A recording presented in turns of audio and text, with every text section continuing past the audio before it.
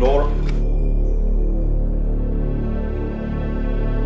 The court system is one of the cornerstones of democracy. Oh yes, sir, yes, sir, yes. Superior Court for the County of Durham is now open. If the judiciary doesn't function properly, your whole community will feel the effects of that. And that's what's happening now. At this point, we'd move into evidence what is marked as State's Exhibit 135. Every aspect of the court is struggling because of the inadequacy of the funding. The witness can return to the witness stand.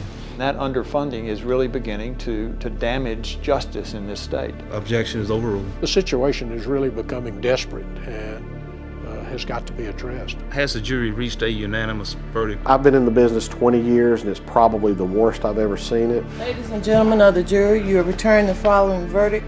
I think people get to the point where they don't have an expectation that justice will occur. We, the 12 members of the jury. It's a fiasco. It's really a fiasco if you ever live through it. Unanimously find the defendant to be. From WRAL News, this is Focal Point. We are a country of laws. Our courts are supposed to make sure they're enforced. But funding for North Carolina's court system hasn't kept pace with our state's booming population. Our Focal Point, a court system that judges and district attorneys say is overwhelmed, and how that threatens our communities, our families, and even your safety. Shut the back door, please. Today, Durham District Court Judge Craig Brown will handle 400 cases. Ladies and gentlemen, if you called the matter for trial or for probable cause this morning. Misdemeanors, felony first appearances, bond hearings, and motions. The caseload continues to grow, and we get no additional resources. Okay, if you give it to the district attorney. So Chief District Court Judge Elaine Bushfan says it's impossible to give each case the individual attention it deserves when each judge handles an average of 300 cases a day. So you're talking 40 cases an hour. Cattle call. That's 90 seconds a case. Something's going to get continued. Now be quiet. Court is still in session. It's really an astounding situation over there. They're in violation of fire code every day. Astounding, but not unique. Slide all the way against the wall. Keep the hallway open, please. This is the hallway outside District Court in Charlotte, where the DA says judges also handle about 300 cases a day. It takes us a while to get through, so we would appreciate a little bit of patience on your behalf. The numbers stagger me, and I've been doing this a long time. Well, I think we better hold on to him. I'm going to leave his bonds where they are. The most serious cases and the oldest ones get priority. The rest are put off. Do you have a record? That's really not the way to run a justice system. I think sometimes we ought to be processing Krispy Kreme donuts, not people charged with criminal offenses, but the volume is so high and the amount of time available is tight. Well, I assume the lawyers are at calendar call. This year, Gilchrist has only 5 assistant DAs to handle nearly 70 murder cases. They obviously cannot deal with a volume like this. Joshua O'Brien! The backlogs force DAs into trial triage. What you're doing is you're choosing to slow one case down in order to speed another case up. They can't all go into the pipeline at the same time, and so we have to make those decisions every day. Cases across North Carolina get delayed, sometimes for years. The longer the delay, the less likely a case will go to trial. The alleged victim in that matter having been subpoenaed for trial and not being present. Witnesses disappear, victims lose interest. Arresting officers sometimes transfer or retire. Delay is never the friend of the prosecutor. It's often the friend of the defendant. So anytime we have to put something off, we are decreasing the chances that we're going to be able to successfully resolve it later on. What's the other matter? Only 2% of felony cases in North Carolina go to trial. The rest are disposed of through pleas or dismissals. And in many instances, they are pleading out cases that should not be pled out. That's putting people on the street who should not be on the street. Perhaps it's a good thing Lady Justice can't see what the system's come to be. People lose faith in it.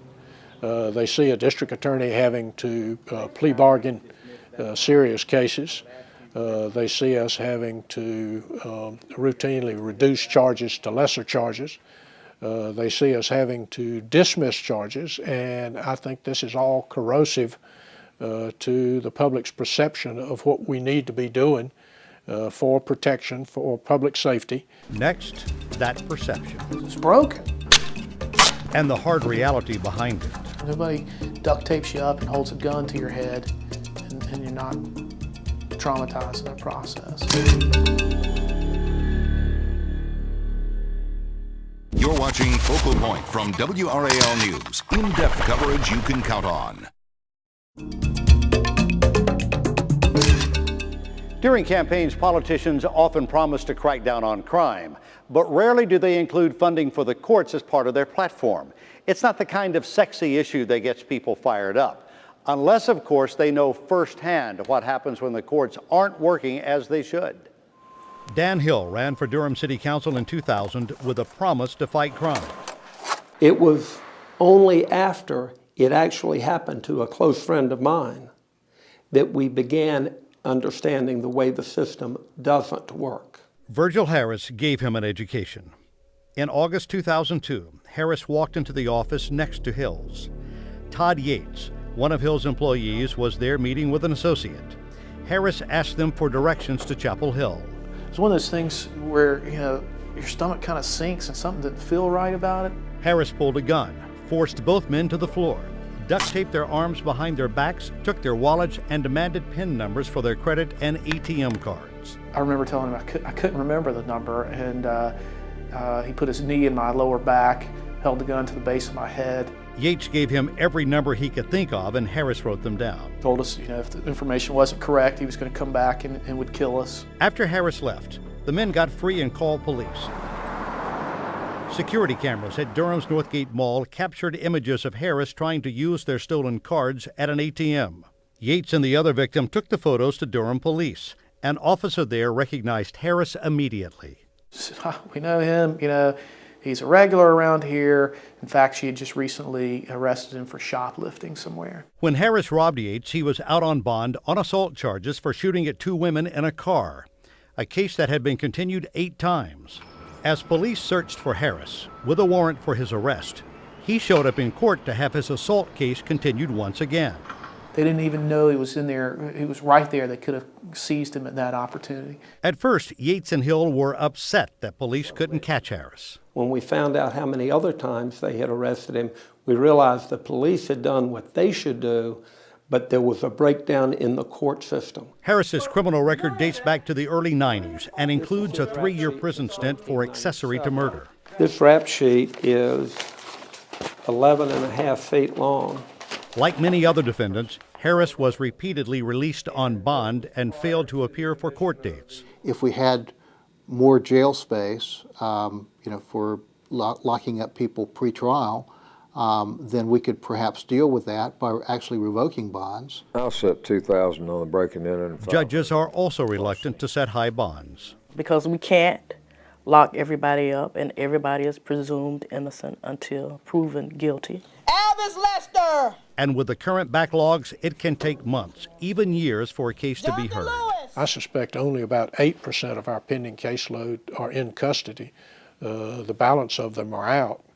And I can assure you that a number of those are continuing to commit crimes. You are not new to juvenile court. This has been going on over 2 years. Case backlogs also cause delays in juvenile court.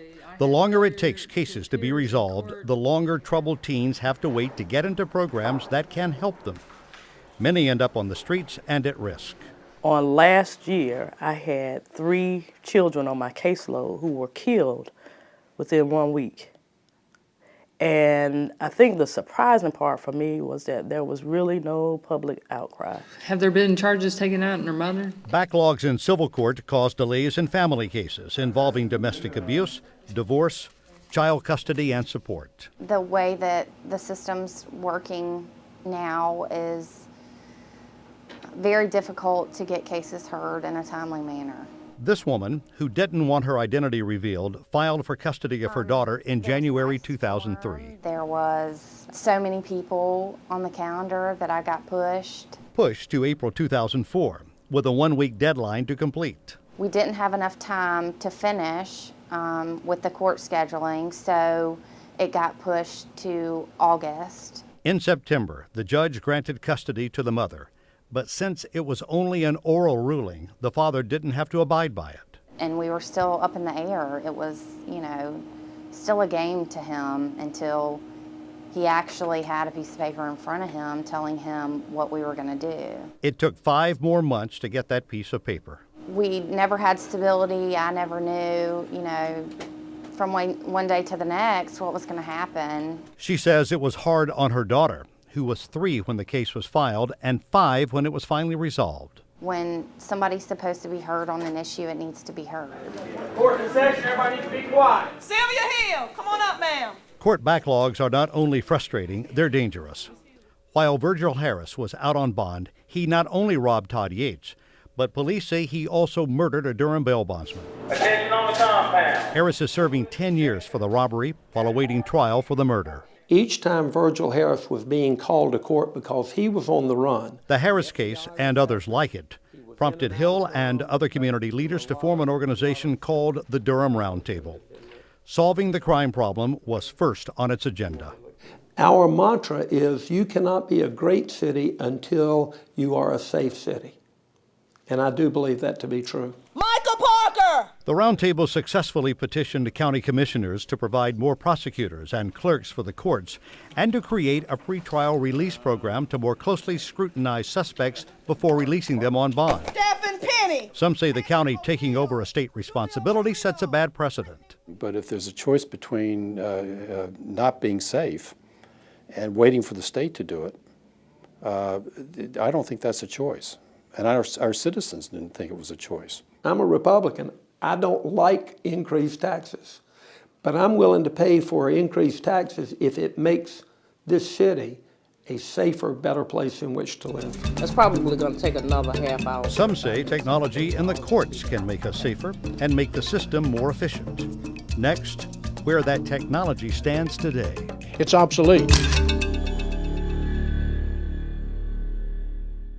You're watching Focal Point from WRAL News. In-depth coverage you can count on.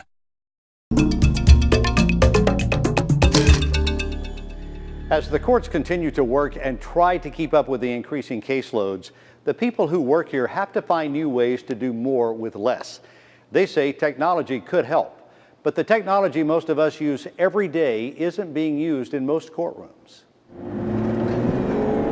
Robert X. Ray Frank, 1831. Holly Springs officer Mike Patterson stops a speeder. I locked in at 7 miles an hour. Now he'll write out the ticket by hand.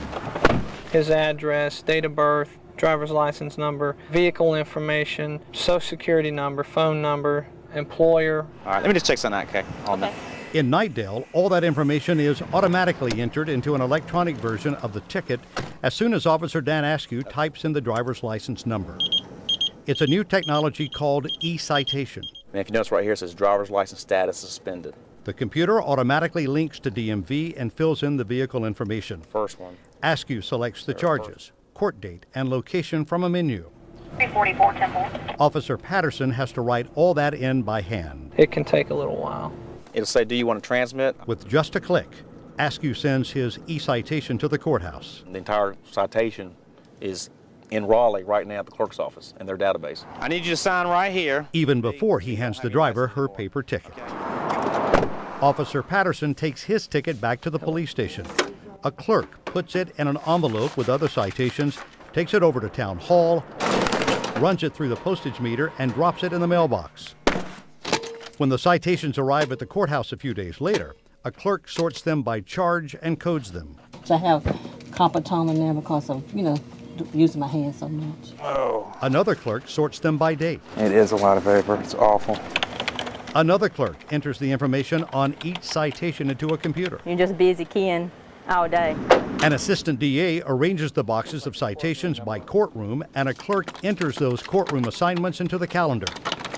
E-citation eliminates the sorting, coding, and data entry since the information is already in the system. In my opinion, it'll save not only a tremendous amount of time, but over time, it will save money to the taxpayer. And many say technology could do that throughout the court system. In the last state budget, the Administrative Office of the Courts, or AOC, requested about $14 million for new technology and about $5.5 million to replace old office equipment.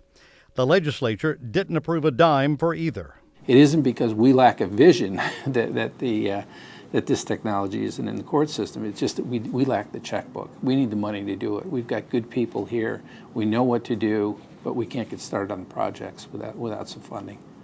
We are still in the handwriting mode for just about everything that happens in the courtroom. In Mecklenburg County, the DA's office gladly took old computers the Department of Social Services was tossing out. But they were better than having no computers at all. People have no concept of how far behind we are in terms of resources. With the right information technology, the judge and prosecutor could have known police were searching for Virgil Harris while he was in the courtroom. That kind of lack of communication and lack of information being available at key points is really, really a danger, I think, for the state and puts public safety at greater risk than probably anything else. Everybody had a first appearance now. Some say it's penny wise and pound foolish not to invest in new technology for the courts. Given the right technology, we wouldn't need as much personnel in the future. Now we'll come over here to print. E-citation is just one example. The House will come to order. So why has the legislature resisted more funding for technology and other resources for the courts? Is it that political? It is.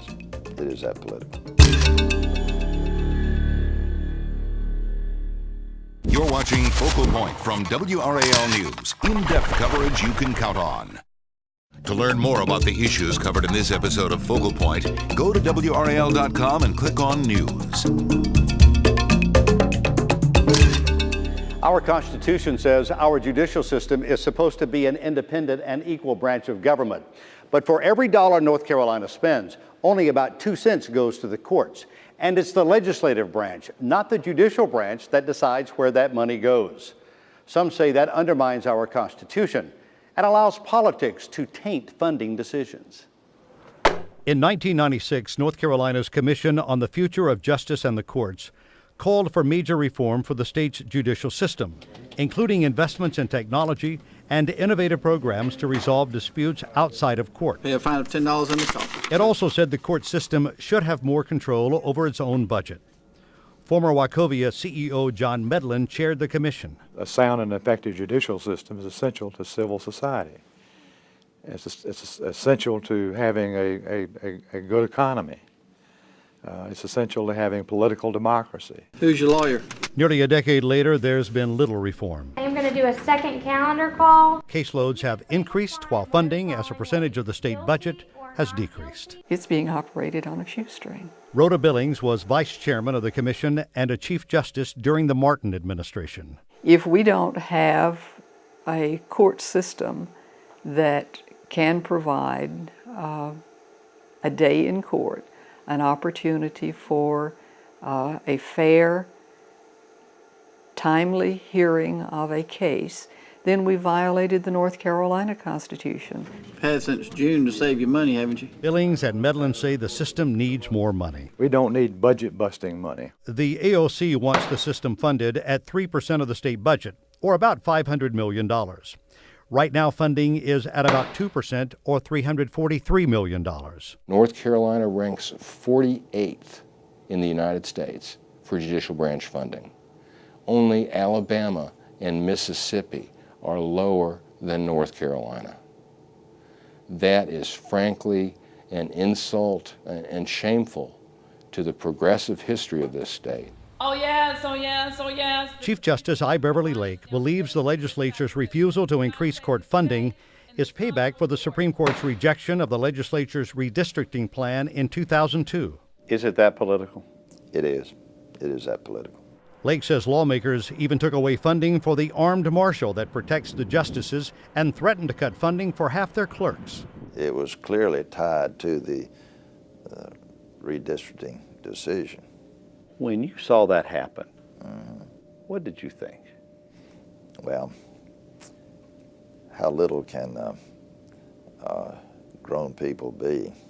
That is one of the charges that you have. And Lake has threatened to shut down civil courts so that criminal courts can catch up with the backlog. I don't want to do it, but we may have to do it in certain areas. If you think of that day and that time. Senator Mark Basnight responded to that by saying the courts need to do more with what they have, saying, quote, I would say efficiencies would have to come in before we apply more money. Senator Bass-Knight is a good friend, but he simply does not understand how we work. Lake and others say the courts could operate more efficiently with better technology. Pursuant to the authority vested in the governor. Some say court costs could also be cut if the legislature funded more alternatives to traditional litigation. Judgments continue to pay with the cost. But court officials say the problem isn't just the amount of funding, it's the method of funding.